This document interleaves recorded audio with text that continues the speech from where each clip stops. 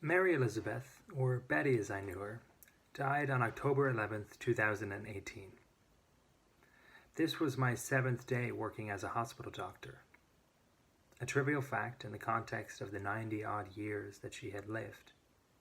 So here's a more salient one. She died that day surrounded by her 7 children. Children who, according to the death notice, much adored their mother. I only knew her for 5 days, but I kind of adored her too. Narrative medicine utilizes people's stories as a way to promote healing. Physician, heal thyself, we're told. So here's a story that helped me through the turbulent early days of intern year. My relationship with Betty began as all such relationships do. She was just another name on a list. Many stay that way. Betty, though, was different. For one thing, she took my ABG virginity, and I can assure you that this was a 90-year-old gal who would appreciate the joke. We met in Cubicle 1 at 7:30 a.m., the first patient on my first post-take ward round. Her case was for everyone but me relatively straightforward. So straightforward, in fact, that it defied syntax, needing neither verbs nor vowels, prepositions nor pronouns. It read, 92 YOF, T2RF, BGCOPD, BiPAP 12.5, ABG Q4. Those sneaky last 2 characters, Q4, meaning every 4 hours, as I found out about 6 or 7 hours later, would prove quite influential in our relationship, as it fell to me about an hour later to perform the first box-ticking exercise of the day, an ABG. There was a lot about our week together that felt oddly cinematic, but perhaps none more so than that first encounter. For starters, BiPAP. A lifesaver, sure, but the thing sits about as snug as Hannibal Lecter's mask and sounds like a breathless Bane impersonation.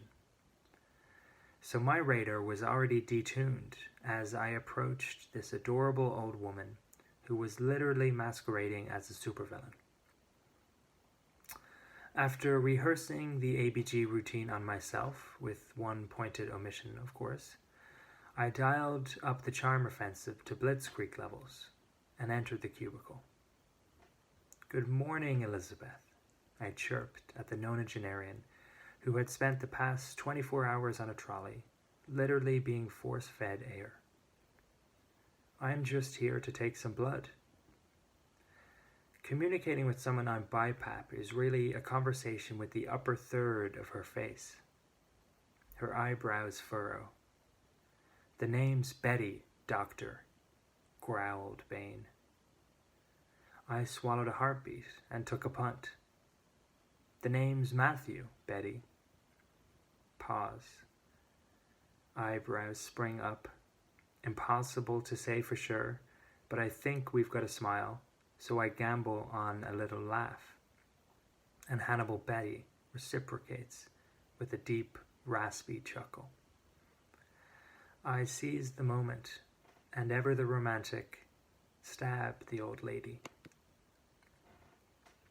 Miraculously, I hit the artery on my first attempt, and crimson arterial blood comes pulsing out.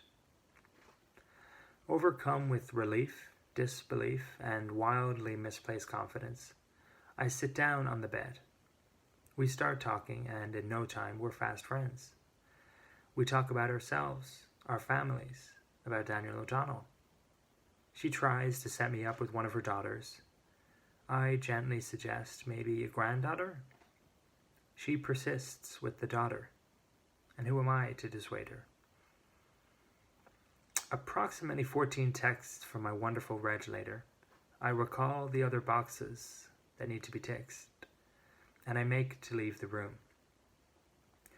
But she grabs my arm before I do. She stops me, and asks for my address. She wants to send me a letter. She wants to stay in touch. And she thanks me for treating her like a lady. I would never receive a letter. But yeah, I kind of adored her too. For the next 4 days, Betty and I had great crack together, whimsical, yet charged by the circumstances. She took to calling me Dr. Bullseye on the ward rounds, an ironic jab at my diminishing success rate at the ABGs. I took to feeding her pineapple juice because she loved pineapple juice.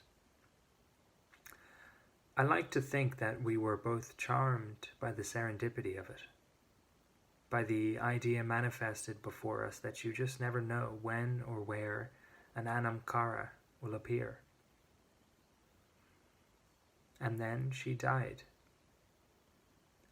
Apparently, God love her, mid-rosary, and with her 7 adoring children by the bedside. I studied Latin for about 6 years, over 10 years ago, and I still feel oddly superior for it. Odd because the only apparent benefit I obtained was the occasional ability to tease out the etymology of words, like adore, pray to praise.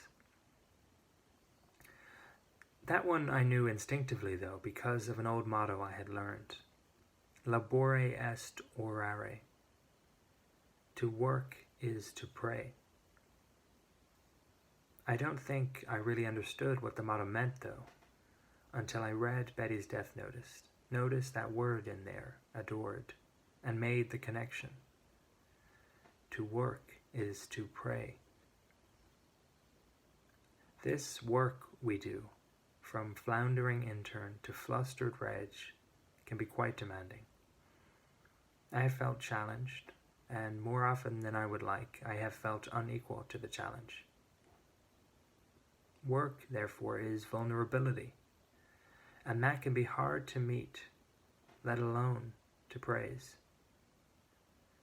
But work is also where the self meets the world and the Bettys, and that can be affirming, alluring, and oh so very worthy of praise. So, a new motto, physician. Find thy Betty, balm thy soul.